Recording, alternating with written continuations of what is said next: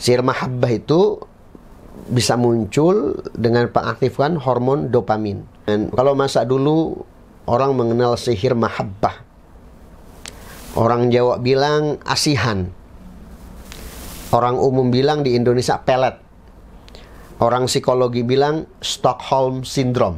Misal dia si laki-laki dan perempuan ini menjalin hubungan, ini walaupun misal andai kata yang kenanya perempuan, itu walaupun dipukul, walaupun diperas, tetap aja itu suka.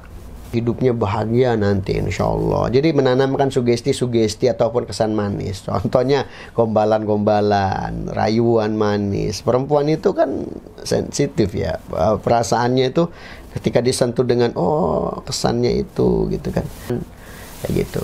Ada juga orang yang ketika dekat dengan orang itu hormon dopaminnya aktif gitu.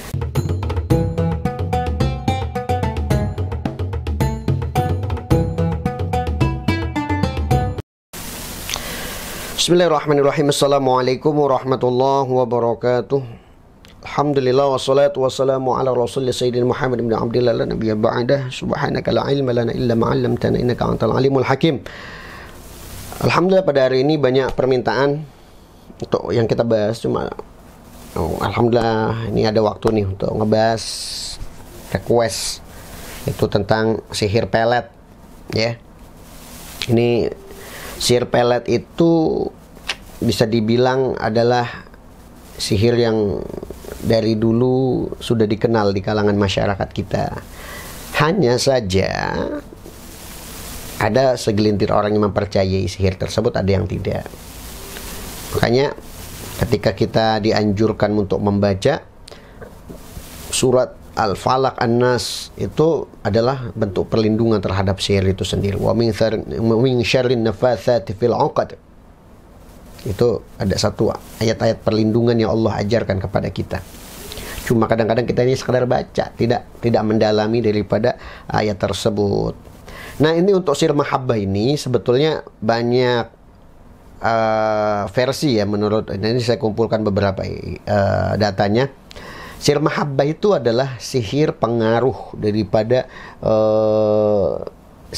baik itu si laki-laki terhadap perempuan ataupun perempuan terhadap laki-laki, agar si objek tersebut semakin sayang, semakin cinta, bahkan bisa dibilang terlalu tenggelam dalam cintanya. Itu bagian daripada sihir mahabbah. Itu ada dua komponen yang memang dilakukan ataupun yang muncul terhadap sihir mahabbah itu sendiri.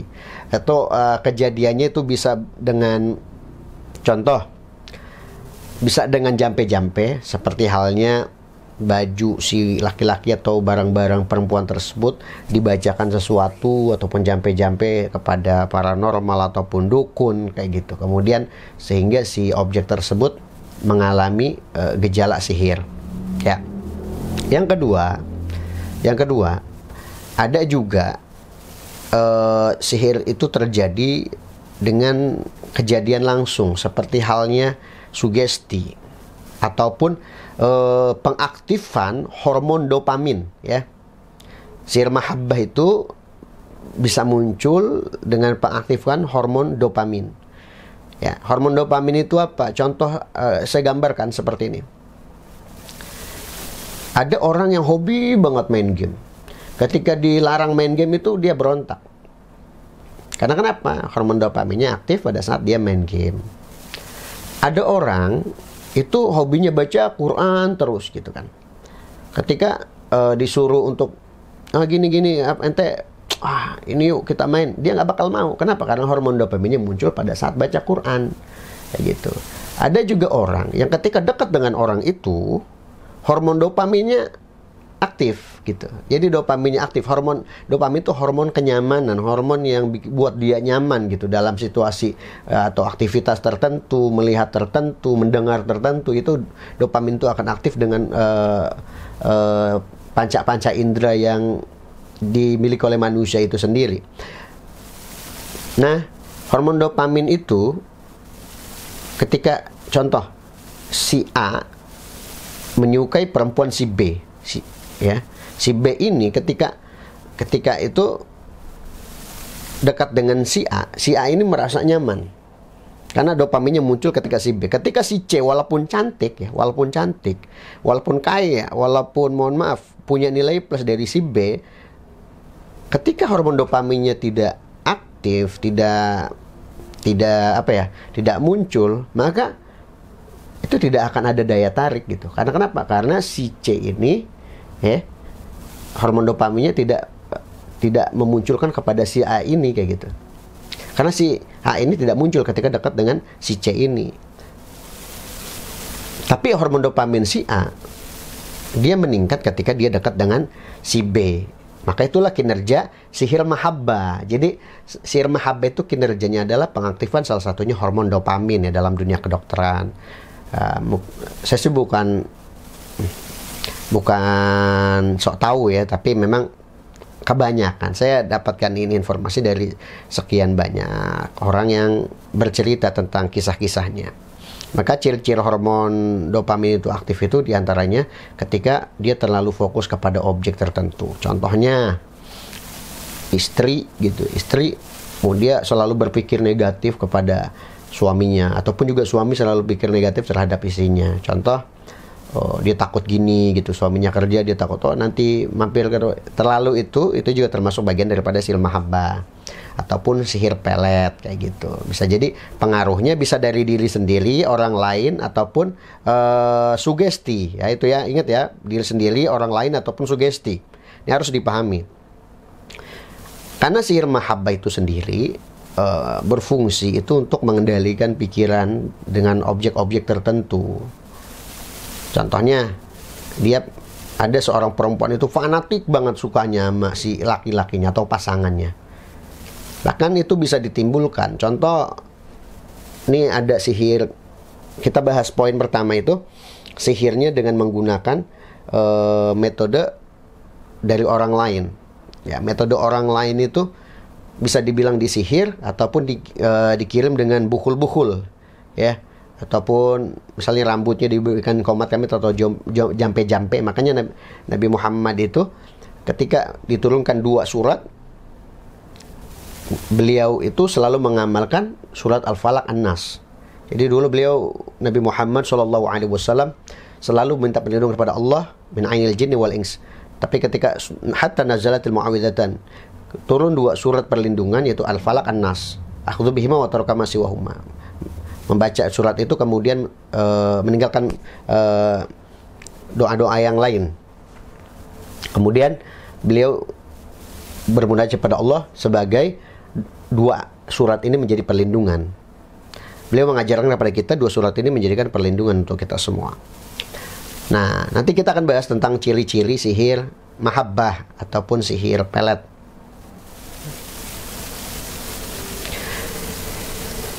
Perlu diketahui bahwasanya sihir mahabbah ini adalah yang dikenal dengan, kalau masa dulu orang mengenal sihir mahabbah, orang Jawa bilang asihan, orang umum bilang di Indonesia pelet, orang psikologi bilang Stockholm Syndrome. Nah, jangan dibilang sihir itu tidak sesuai dengan ilmiah ya. Ada ilmiahnya sebetulnya ya, kita bahas. Tapi mohon maaf kalau ada pemaparan saya yang salah, karena saya juga masih belajar ini, masih meraba-raba. Nah, ini ada beberapa ciri-ciri sihir mahabbah yang kita akan ungkit. Oke, silahkan dilihat. Nah, ini kita baca bareng-bareng ya. Jadi yang pertama itu keluhan sihir mahabbah itu, jadi rasa cinta atau ketertarikan atau kerinduan seksual yang menggebu-gebu. Salah satu ya, korbannya akan mengalami itu. Dan tidak bisa ditahan, ingin segera melihat ataupun berhubungan ataupun menyatakan pikiran kotornya terhadap si penyihir tersebut. Jadi kalau ada orang kena sihir mahabbah itu, pikiran dia ketika dia kenal membayangkan, misal si perempuan ini kena sihir mahabbah, membayangkan satu objek laki-laki, selalu keinget di dalam mimpi, kemudian ngimpiin terus. Bahkan ketika ngebayangin itu wajah laki-laki, yang di bayangan dia adalah tentang seksualitas, kemudian yang ada di bayangan dia adalah berbuat jelek seperti itu. Jadi perbuatan-perbuatan yang tidak diajarkan agama itu salah satu ciri pertama. Yang kedua, ciri sihir mahabbah. Banyak sebetulnya, kita hanya poin-poinnya saja yang biasa muncul. Adanya rasa sakit berkepanjangan seperti pusing, sakit pundak, lambung, hingga alergi yang luar biasa sampai rasa sakit tersebut tidak bisa dipungkiri ya. Jadi sakit seperti dia keluhan-keluhan cemas, keluhan pusing, itu efek-efek psikologinya lambung ya. Itu akan bagian daripada gejala sihir mahabbah. Ya, itu salah satunya. Ketiga, ya, ini ciri-ciri yang paling dominan. Jadi, orang yang terkena sihir mahabbah tersebut, maka dia akan menimbulkan rasa benci kepada semua orang ataupun lawan jenisnya, kecuali orang yang menyihirnya. Ketika perempuan kena sihir mahabbah, jadi laki-laki itu mau ganteng, mau kaya, benci aja, kecuali orang yang menyihir dia. Jadi dia cuma fokus kepada orang yang menyihir dia. Maka dalam kaidah psikologi, ya, psikologi itu ada namanya Stockholm Syndrome. Stockholm Syndrome. Ya. Apa itu Stockholm Syndrome? Nah, kita bahas poin-poinnya. Ini ciri-ciri Stockholm Syndrome. Saya ngambil kutip aja ya.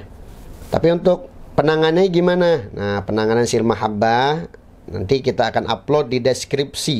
Ya, bacaan-bacaannya, doa-doanya kita akan upload di deskripsi. Silahkan baca dan amalkan. Nah, ciri-ciri salah satu orang yang mengalami Stockholm Syndrome. Jadi berbagai macam gejala nih Stockholm Syndrome itu nih.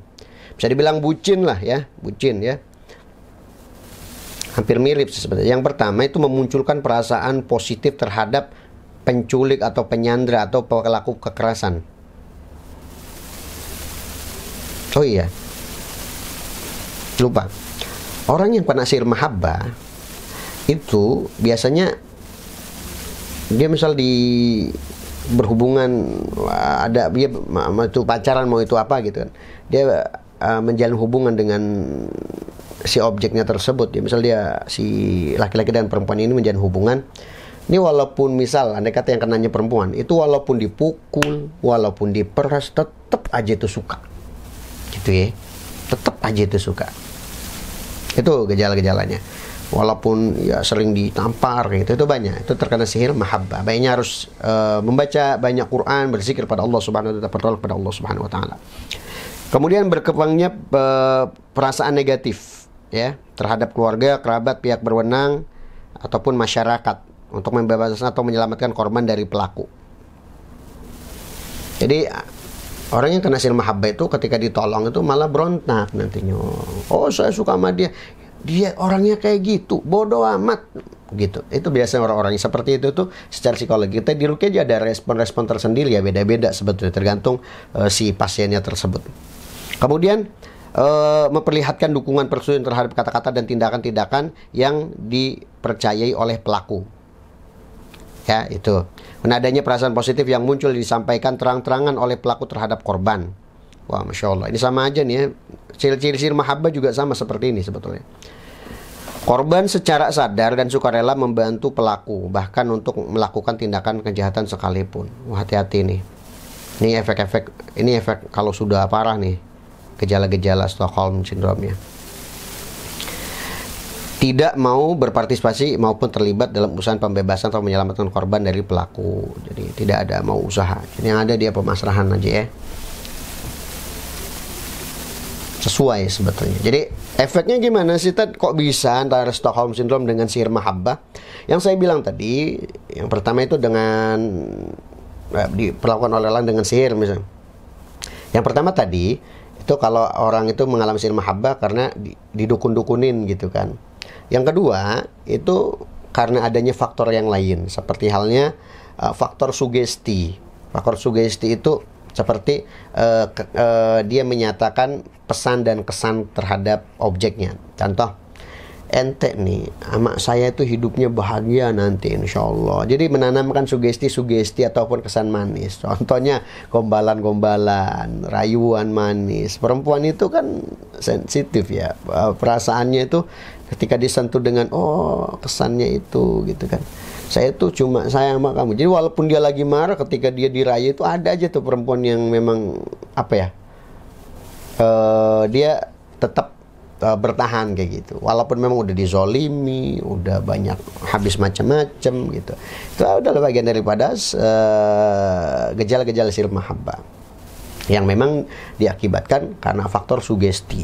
Ya, sugesti dalam artian bisa kesan, pesan. Sugesti itu ada sugesti visual, ada sugesti pendengaran. Ya, sugesti visual itu dia diajak dengan kesan-kesan, misalnya makan bersama, itu juga sama. Itu bagian daripada pengaruh sirr mahabbah. Makanya dalam Islam itu tidak boleh adanya pacaran. Karena khawatir mengakibatkan salah satunya itu memadharatkan antara satu pihak dan ada pihak yang dirugikan. Kemudian ada juga faktor yang ditimbulkan karena memang diri sendiri. Contohnya memang dirinya itu memiliki kapasitas pola pikir yang berbeda dari orang lain sehingga mudah dipengaruhi dengan si pelaku tersebut. Makanya Stockholm Syndrome, ada sihir mahabbah, itu harusnya baiknya segera diterapi dengan cara relaksasi. Kalau Islam mengajar relaksasi dengan banyak berzikir, baca Quran, kemudian harus banyak beribadah kepada Allah Subhanahu wa taala. Dia harus banyak ibadah kepada Allah Subhanahu wa taala agar sihir tersebut lenyap.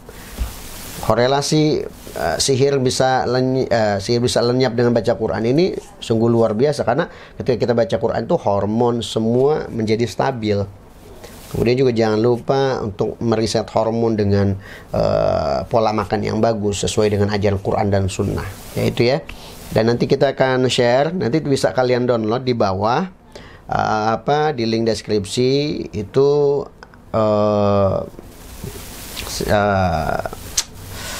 bacaan-bacaan dari sihir mahabbah itu sendiri untuk memerangi sihir mahabbah. Dan juga kita sudah upload ruqyah tentang sihir mahabbah. Kalau yang malas baca boleh cuma tinggal dengerin aja ruqyah sihir mahabbah tersebut. Semoga manfaat. Kalaupun ada kata-kata yang salah, ini baru tahap mengkaji saja. Insya Allah mudah-mudahan kalau ada kata-kata yang salah mohon dimaafkan. Dan saya juga manusia yang penuh banyak kesalahan dan khilafan, mohon dimaafkan. Walafu minkum. Wassalamualaikum warahmatullahi wabarakatuh.